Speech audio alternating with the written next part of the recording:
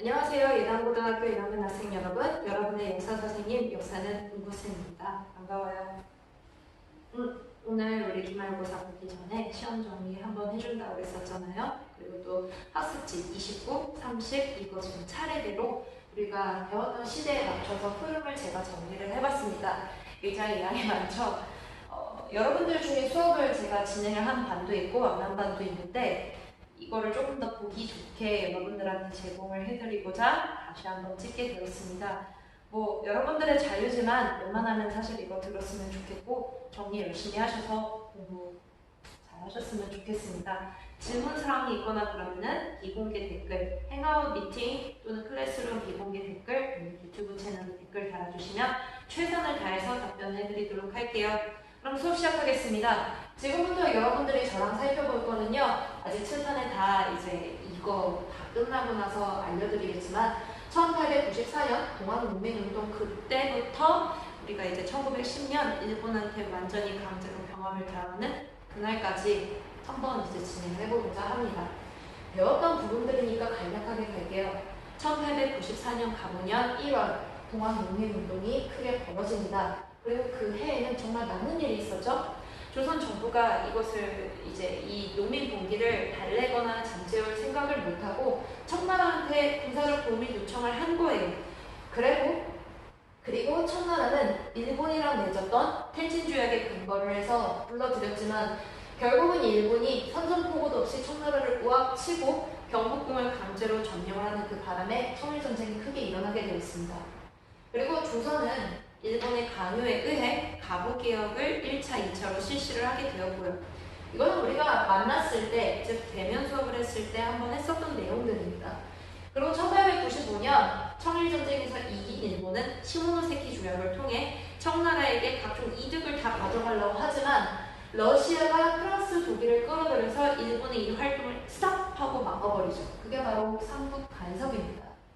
조선 내에서 러시아의 영향력이 커질 것을 두려워했었던 일본은 의미사변과 의미개혁을 급작스럽게 단행을 했습니다. 우리나라의 왕비를 아주 무참하게 죽이고요. 조선을 일본의 입맛대로 가지고 놀겠다는 의미로 의미개혁을 실시합니다만 이때 책을 덮고 양반 유생들이 일어나서 의미년에 크게 의병을 일으켰었습니다. 그게 바로 의미의병이었죠. 그러나 고종은 자신의 목숨이 위험하고 진짜 깝깝하다만 죽겠는 걸 겁도 났을 겁니다.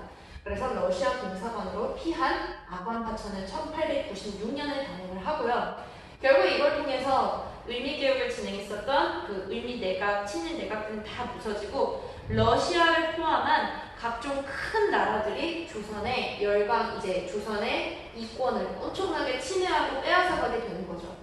보통 이 열강들이 발했었던 이득 권리는요, 광산, 삼림, 그 빽빽한 나무숲 있죠? 그 다음에 전기줄을 이렇게 놓을 수 있는 전선, 또는 전차, 철도, 요거에 굉장히 집중이 많이 되어 있었습니다. 교과서에 나와 있는 지도를 사실 연두빌로 절대 외우시면 안 되고요. 어떤 걸 원했는지를 감을 잡아가시면 됩니다. 예를 들어서 러시아 같은 경우는 여기가 나라가 춥다 보니까 항구가 얼어요. 바다가 온단 말이야. 그래서 얼지 않는 항구를 찾으러 조선으로 내려오고 그 다음에 조선을 기점으로 삼아 세계로 진출을 하려는데 배도 연료가 필요하잖아요. 부산에 저렴도를 석탄 창고를 쓸 테니 그걸 달라고 요구하고 그 다음에 조선에 한러은행을 만들고 싶어. 또한 너네 군대 별로지? 우리가 군사 교관 보내줄게 하면서 이거를 강요를 하죠. 어떻게 보면.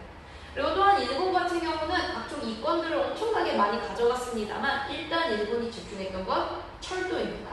이 서울과 인천을 연결하는 전철 철도를 원래는 미국이 만들었었는데 그거를 사서 일본 걸로 만들어서 완성을 하고 그 다음에 서울과 부산을 연결하는 그 경부선은 처음부터 일본이 자기가 만들겠다고 선점을 해버립니다. 그 다음에 서울과 신의주를 연결을 하는 철도는 원래 프랑스가 가지고 있었거든요. 그런데 이게 수지가 안 맞는 것 같아. 그래서 포기를 하던 중에 러일 전쟁 그 중간에 일본이 이것을 강제로 대한제국으로부터 가져갑니다. 내가 만들어줄게! 이러면서 뺏어버린 거죠. 그런데 러시아는 일본, 영국, 미국, 독일 이런 나라들이 왜 대한제국의 이득을 막 가져가요? 최고로 가장 좋은 혜택을 자동 업데이트해주는 이 최후국 내용, 요거 때문에 열강들은 사실 당당하게 요구할 수 있었습니다. 자, 그런데 이때 미국에서 돌아온 서재필이 독립신문을 만들고 이중들을 모아서 독립협회를 만듭니다. 그리고 이때는 계급이 없었으니까 누구든지 독립문을 만드는데 돈을 걸은 모든 사람은 우리 협회의 회원입니다 하면서 만민공동회를 개최를 합니다. 그리고 이 무식한 조선 백성들아 깨어나십시오. 정신 차리셔야 합니다. 나라가 지금 위기입니다 하면서 대몽사상을 이제 토론을 하는 토론회도 개최를 하고요. 그 다음에 정치에 있어서 이제는 국민들의 이야기도 들어주십시오 하는 자유민권운동도 전개하기도 합니다. 또한 러시아 군사관에서 숨어있는 고종도 돌아오세요 왕이시여 돌아오세요 당신이 거기 있으니까 러시아 등 열강이 엄청 우리 이권을 빼앗아가지 않습니까? 라고 하면서 고종의 환국을 당당하게 요구를 합니다. 자, 그러다 보니까 고종도 이 여론에 대해서 무시할 수 없겠군 좋아 돌아가자 하면서 돌아가서 대한제국을 건립을 하게 됩니다. 대한제국의 수립을 선포를 하고요. 러시아도 이 독립협회의 만민공동의 파워가 너무 센 거예요. 아니 생각해 보십시오. 만 명이 SNS, 인터넷, 전화 아무것도 없는 그 상황에서 이거를 하지 말라고 요구를 하면 그 어느 누구도 사실 무시하기는 좀 어려웠습니다. 그래서 이거를 철회합니다. 그 요구를 받아들인다. 우리가 안 할게 라고 이렇게 이야기를 하고요. 독립협회는 주로 러시아를 때렸고 나머지 열강, 특히 일본, 미국, 영국에 대해서는 굉장히 우호적이었습니다. 그거는 현재 우리 시대에 봤을 땐 한계죠, 사실은. 대한제국을 세운 고종 황제는요, 이제 고종 황제는 정치를 잘 하리라고 생각을 했고 독립협회도 이때 관리들과 민간이 함께 모여서 우리 회의하자 이러면서 관리공동회를 개최합니다. 이때에 독립협회가 가장 원했었던 건 입헌군주국이에요. 입헌군주국. 그러다 보니까 헌의육조를 이제 6개 우리가 지켜야 될 기초적인 사항들 이거를 올려놓고 고종황제한테 제가를 받았어요. 그리고 이제 의회의 역할을 할 수 있는 중추원을 우리가 이제 반포하자, 관제 반포 이게 중추원에 있어서 어떤 관직들이나 이런 역할들을 반포를 하려고 했는데 사실은 과거개혁 때부터 양반, 신분제가 없어졌잖아요. 양반들도 그 옛날 생활이 그립고 노비 출신이, 백정 출신이 나대는 게 진짜 마음에 안 드는 거예요. 그래서 이 고종황제를 꼬드깁니다. 독립협회가 당신을 황제에서 쫓아내고 자기들이 공화국을 세우려 한다. 그래서 이 고종은 독립협회를 황국협회를 이용해서 강제로 해산을 시킵니다. 이 황국협회는 이 보부상들을 이용해서 만든 어용단체예요. 어용단체. 그리고 막 이것 때문에 어지럽고 싸움이 일어나니까 군대를 보내서 협회 그냥 다 없애버려 그러고 해산을 시킵니다. 그래서 결국은 독립협회가 1898년에 해산을 하게 되죠. 자, 그래서 고종은 사실 독립협회를 해산시킨 건 입헌군주국보다는 황제가 아주 무한한 전지전능한 모든 권한을 다 가지고 조선 대한제국을 내가 바꿔버리라는 꿈을 가지고 있었을 겁니다. 그래서 1899년 전제 황권, 모든 정치는 황제의 권한이 가장 크다라고 규정했었던 대한국 국제를 반포를 하고요. 이제 황제가 육해공군의 모든 원수, 수장이 되는 원수부랑 그 다음에 국내부 밑에 재산관리 기구를 쓸 수 있는 내장원을 설치합니다. 그 다음에 나라를 다시 한번 살리기 위해 그 대한제국의 연호를 따서, 연호가 광호예요. 이거를 따서 광호개혁을 실시를 합니다. 광호개혁의 방향성은요, 갑신정변이 너무 급했고 가보개혁은 사실 너무 남의 나라의 의도에 의해서 이제 이루어졌으니까 우리는 옛날 것을 참고해서 천천히 새롭게 전진적으로 가자. 그래서 구분 신참을 방향으로 갑니다. 그래서 크게는 두 가지 사업들, 크게 하여튼 여러 가지 일들을 굉장히 많이 하는데요. 돈을 많이 가지고 있으려면 조선 땅, 대한제국 안에 있는 땅이 얼마나 되는지 봐야 됩니다. 양지하문이라는 관청을 설치해서 양전 사업을 실시하고요. 지계하문을 설치해서 근대적인 토지 소유 증명서인 지계를 발급합니다. 양지하문은 나중에 지계하문으로 편입이 되고 일단 근대적인 토지 소유를 이제 국가가 개인의 토지 소유를 인정해줬다는 게 가장 중요한 핵심입니다. 그리고 산업을 키우고 발전을 시킨다는 식산 행업 정책에는 뭐냐? 기술자 키워야죠. 상공학교, 광무학교 만들고요. 각종 이 전국의 기차, 전차, 우편 이런 것들을 만들고 근대 시설을 지어서 만들고요. 또한 전국에 이제 괜찮은 사람들, 인재들을 이제 해외에 나가서 배워오라면서 유학생들을 파견을 합니다만 이 유학생 중에는 제가 알기로 이완용이 있었습니다. 가슴 아픈 역사인 거죠. 그 다음에 광무제국은 이 외에도 여러 가지 일들을 합니다. 독도, 하도 일본이 독도를 가지고 이제 어부들이 마음대로 가서 물고기를 잡고 어업 활동을 하면서 침해를 당하다 보니까 대한제국 칙령 제41조를 반포를 해서 울릉도를 울도로 고치고 그 관할 지역을 독도까지 규정을 합니다. 그다음에 3년 뒤에 간도땅에 대해서도 청나라랑 계속 이게 시비가 붙으니까 관도관리사 이범윤을 파견을 해서 백성들을 적극적으로 보호하게 합니다. 자, 이 대한제국이 이러한 개혁을 사실 진행할 수 있었던 거는 러시아랑 일본이 누구 하나가 우월하게 이렇게 나대지 않고 세력 균형을 맞추고 있었던 시기였거든요. 그런데 러시아가 압록강 유역의 용안포 지역을 차지하겠다고 나서면서 결국은 1904년 일본이 러시아를 먼저 공격하면서 러일 전쟁이 시작이 됩니다. 그리고 이때 일본은 대한제국의 고종 황제를 찾아가 협박을 하죠. 한일 의정세 체결을 강제로 이제 체결하도록 막 이렇게 협박을 합니다. 대한제국 내에서 일본이 필요하다고 판단되는 그 토지를 마음대로 군대가 사용하는 군대 토지로 쓰겠다라고 이야기를 한 거죠. 하지만 그건 핑계고요. 사실 그 역둔토 지금 제가 여기 써놨잖아요.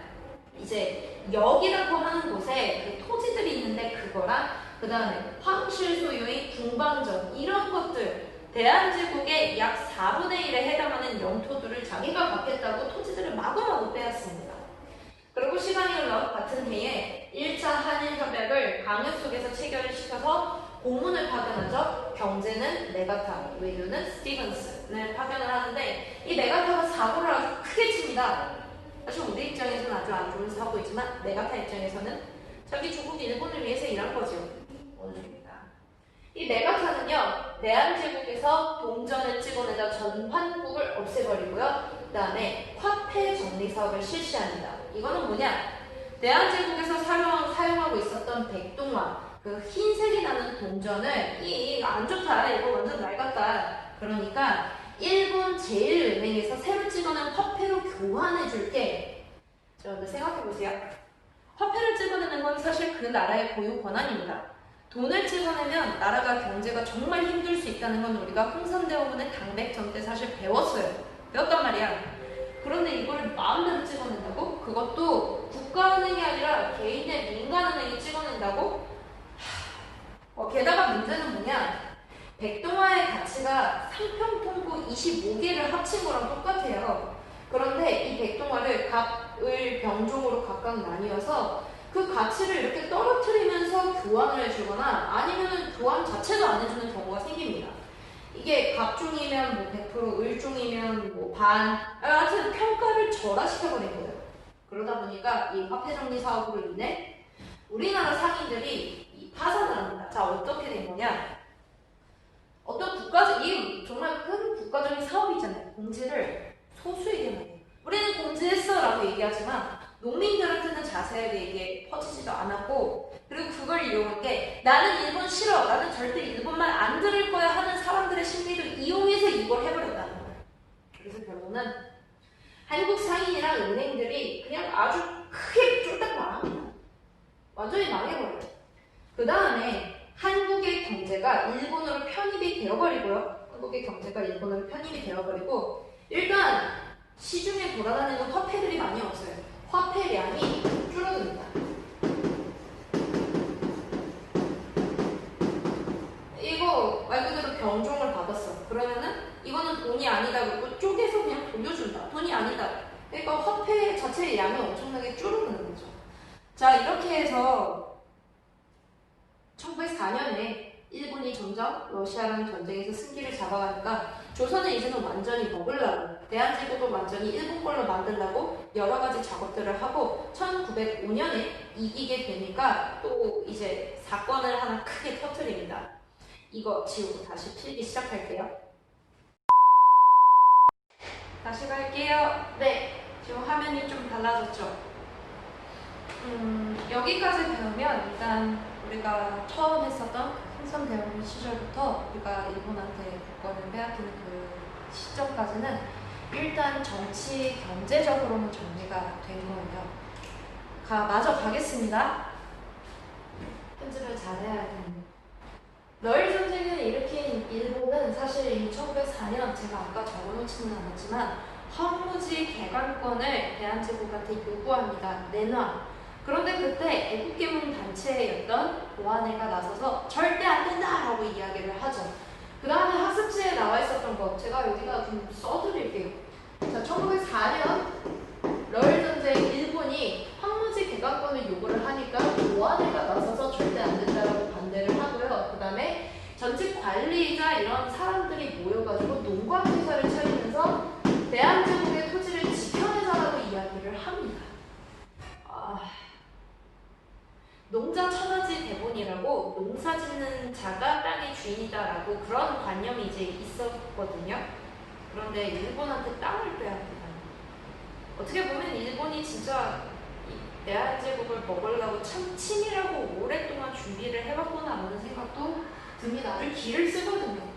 결국 1905년 이 일본이 전쟁 중에 제일 유리한 고지를 선점을 하려고 독도를 불법으로 편입을 하고 시마네온 고시를 냈다고 아직까지도 주장을 하고 있습니다만 여러분 거짓말을 하는 사람들 치고 신뢰감이 가나요? 저는 그거 대놓고 알면서도 그렇게 거짓말 치는 거 보면은 왜 저러나 싶기도 하고 이해가 안 되는데 아무튼 그 다음에 러일 전쟁에서 결국은 러시아를 누르고 일본이 승리를 하게 됩니다.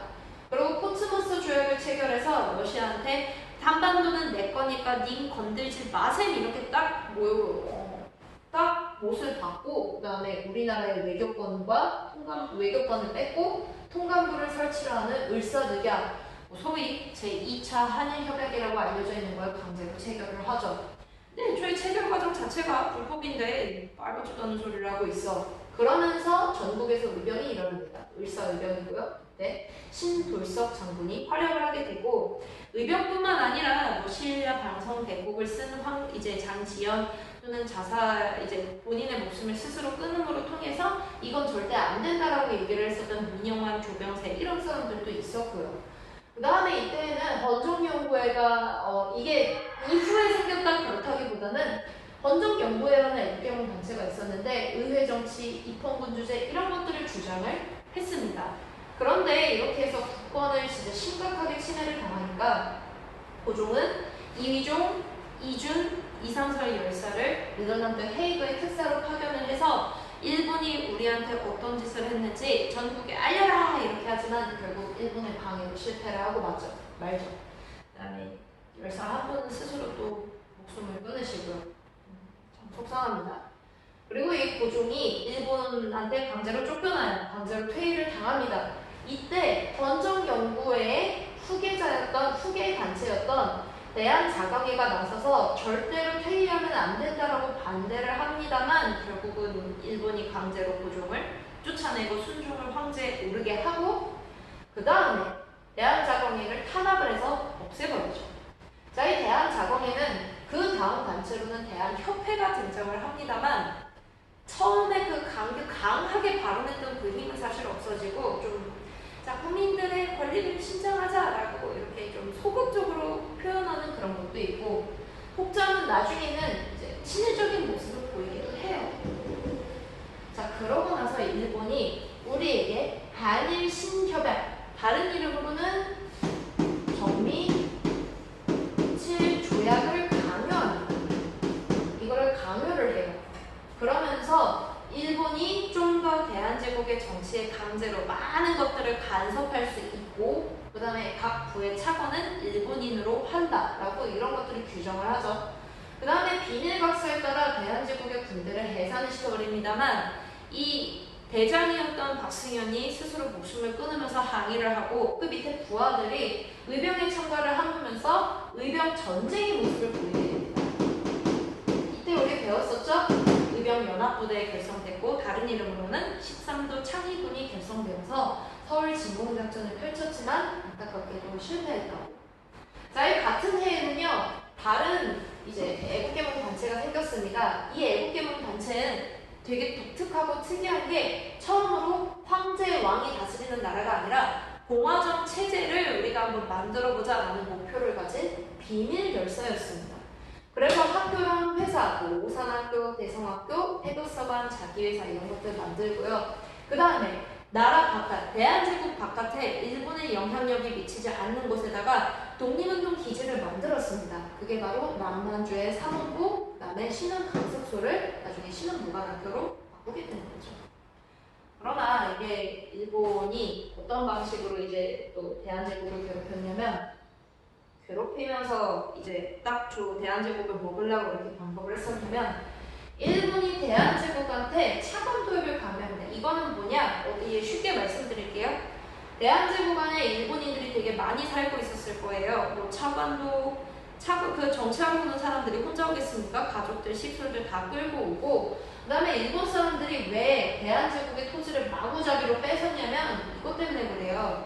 가난한 사람들이 있는데 일단 토지를 가지게 해줘야지 먹고 살면서 세금도 잘 낼 거 아니에요. 그러면서 대한제국 안에 살고 있는 일본인들을 위해 뭐 전차, 전기 이런 것들을 짓도록 엄청 압박을 줍니다. 그러면 짓도록 압박을 줬으면은 돈을 줘야 될 거 아니에요. 그것도 대한제국이 자기네들한테 빚지게 해가지고 아주 빚쟁이로 만들어버려요. 뭐 배우면서 열이 안 받게 생겼습니까? 남의 나라 빚쟁이로 만들어 완전 고리대금업으로 빚지게 만들어 놓고 그 다음에 그 시설들은 대한인들을 위한 게 아니라 일본인들을 위한 거예요. 세상에 이런 말에 뭐합니까? 그리고 대한의 토지를 엄청 이제 뺏었잖아요. 강제로 뺏었잖아요. 그거는 뭐냐? 일본인들이 조선으로 일본 사람들한테 이거 홍보를 해요. 조선에 오면 땅도 넓은 땅을 싸게 살 수 있고 농사지어서 부자 될 수 있대. 그러니까 웰컴 투 조선 이렇게 부르는 거예요. 세상에. 그래서 동양척시 주식회사를 만들어서 그동안 뺏었던 뭐 역전토, 공방전 이런 식으로 뺏었던 토지들을 마구잡이로 가졌다가 일본인들한테 싸게 팔아요. 그 이외에도 일본인들은 엄청 적극 후원을 해서 조선 이 대한제국 땅에 잘 정착을 하도록 유도를 하고 있습니다. 그러다 보니까 대한제국은 고고해요. 빚 엄청 지고 땅은 뺏기고 정치권, 외교권도 없어. 그러다 보니까 나라의 빚이 이때 사료에는 1,300만 원이라고 적혀 있었는데요. 1,300만 원이라고 적혀 있었는데 사실은 지금 현재 우리나라 1년 예산이랑 똑같아요. 500조. 그러니까 대한제국이 지금으로 따지면 500조의 빚을 일본한테 지고 있었다는 소리예요. 그러다 보니까 백성들이, 이 국민들이 이게 안 되는 거예요. 그래서 대구의 서상돈, 양기타 이 선생님들께서 야 우리가 신문에다 글을 읽습니다. 나라 빚이 너무 많다. 근데 나라를 살릴 수 있는 거는 백성밖에 없지 않느냐. 우리 담배 끊고 저 먹을 거 조금 줄여서 나라 빚을 우리가 한 번만 갚아보자. 그러면서 나라의 빚을 갚는 운동, 국채 보상 운동이 이루어집니다.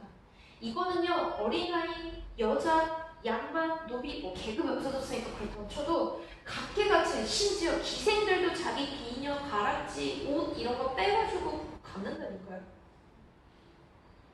울컥했습니다. 그리고 이때 양기탁과 이 영국인 기자였던 베델이 만든 대한매일신보에서 이걸 엄청 홍보를 했어요. 그러면서 이게 그리고 실제로 얼마 좀 모였어. 그런데 일본이 봤을 때 이거 성공하겠는걸 싶어 갖고 이 양기탁을 횡령 혐의로 구속을 해버립니다. 거짓말이에요. 그거를 갖다가 일본 운동을 실패를 만들어요. 어떻게 진짜로 좋은 과거는 없다고 해도 어떻게 그럴 수 있었나 진짜. 근데 일단 우리가 결과를 따지지 않고 이것만 봤을 때는 대한민국이 경제적으로 일본한테 얽매여 있는 그런 나라가 아니라 우리가 구해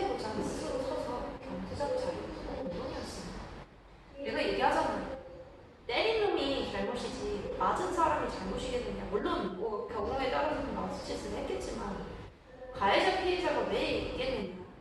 이런 경우에 있어서는 사실 쳐도는 게 잘못 아니에요? 라고 일단 그렇습니다.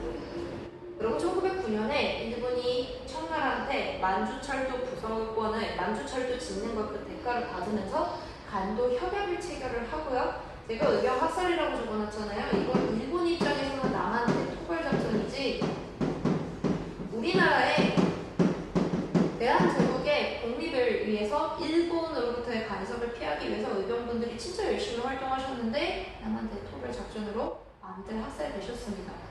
결국 일본은 1910년 8월 29일 한국을 강제로 병합을 했고요. 이 용어도 사실 만든 거예요. 합병이냐 병탄이냐 그러다가 병합이라는 용어를 만들어 버렸고요. 1911년에는 대본인 사건을 조작을 합니다. 그래서 신민회를 빡 하고 다 잡아들여서 결국 국내 조직이 올해가 되죠. 자, 이렇게 해서 여러분들 저랑 근현대사 전체 경제 파트까지 포함을 쫙 해서 한번 살펴봤습니다. 선생님의 수업을 들어줘서 정말 고맙고요. 선생님이 사실은 많이 말도 더듬고 성격도 급해서 최선을 다해서 준비한다고 하지만 아직도 많이 부족해요. 그런데 여러분이 있기 때문에 제가 여기에 존재하는 거고 학생들이 있기 때문에 이 아픈 역사를 함께 공감하면서 가르칠 수 있었습니다. 고맙습니다, 여러분. 오늘 수업 들어줘서 고맙고요. 최선을 다해서 공부한 다음에 시험 잘 봐요. 수고하셨습니다. 다음에 뵐게요. 안녕.